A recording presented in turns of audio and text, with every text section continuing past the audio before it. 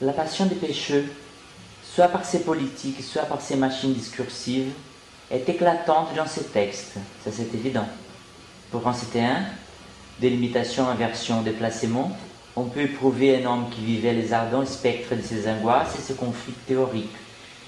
Dans vos relations personnelles, est-ce que ça s'est donné à voir?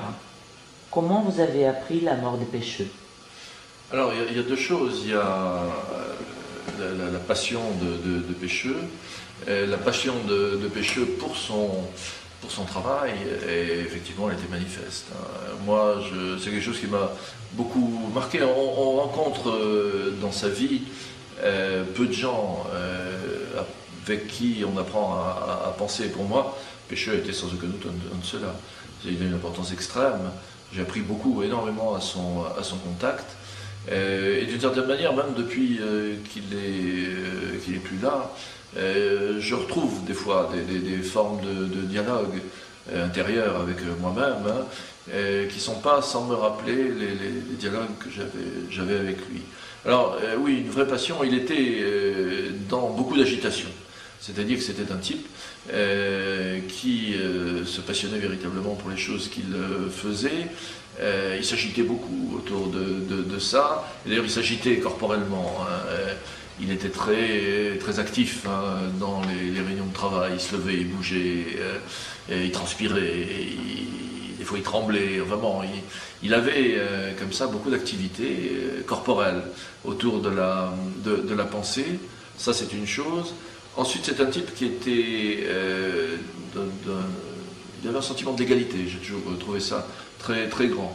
Dans un pays où les valeurs symboliques jouent en poids tel que c'est le cas chez nous, on ne trouvait jamais chez lui quelque chose de l'ordre du mépris, de la condescendance. Bon, il y a probablement des choses qui ont à voir avec l'extraction qui était la sienne, des formes de déplacement. J'ai toujours le sentiment que, d'une certaine manière, il se sentait déplacé parfois dans le milieu qui était devenu le sien, mais qu'il y jouait par ailleurs parfaitement son rôle sur le plan intellectuel, mais déplacé peut-être socialement. C'était un type drôle, quand l'angoisse ne le débordait pas, parce que c'était parfois le cas. Des fois, il devenait... il y avait un teint quasiment verdâtre, des fois, tellement l'angoisse le débordait. Mais à d'autres moments, il était très drôle. C'était un grand imitateur, des imitateurs les plus parfaits de l'accent québécois en particulier, que j'ai jamais vu. Un jour, je me souviens, on était à Jussieu, on allait à une réunion, et puis il y avait un Québécois qui distribuait des tracts. Et Pécheux se met à lui parler avec l'accent québécois. Alors le type parle avec lui sans se douter, mais il lui dit à la fin, le type lui dit, mais t'as un drôle d'accent. Il dit, t'es-tu pas de la Gaspésie, toi? Donc il avait pensé que Pécheux était d'une province particulière. Donc il avait une espèce d'oreille, absolument, il imitait tout le monde. Et puis, bon, il y avait une espèce de facilité comme ça, de contact qui était très, très grande. Il y a eu l'univers de chez lui, où on allait souvent travailler là-bas, l'univers de sa femme, de ses enfants, l'univers familial.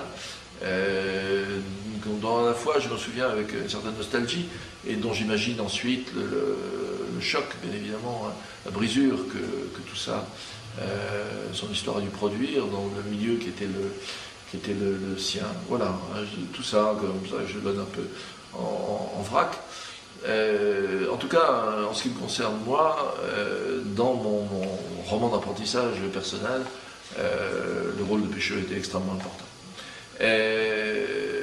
Ensuite, le fait qu'il ait disparu, la manière dont je l'ai appris, j'étais en Amérique, j'étais à Los Angeles où j'étais en train d'enseigner, et ça avait été déjà un éloignement, pas que géographique, mais il y avait eu un éloignement intellectuel et personnel déjà. La manière dont cette histoire d'analyse du discours s'était orientée dans les dernières années, cette équipe qui devait essayer de fabriquer cette grosse machine CNRS, tout ça me semblait déjà ne pas sentir très bon du point de vue de ce que ça annonçait. Et donc j'avais pris mes distances. Et c'est dans ce contexte-là, quand j'ai ouvert, Françoise Gadet m'a téléphoné pour me demander si je savais où Michel était. C'était le prélude à ce qu'on allait apprendre peu de temps après, à savoir sa disparition. Voilà.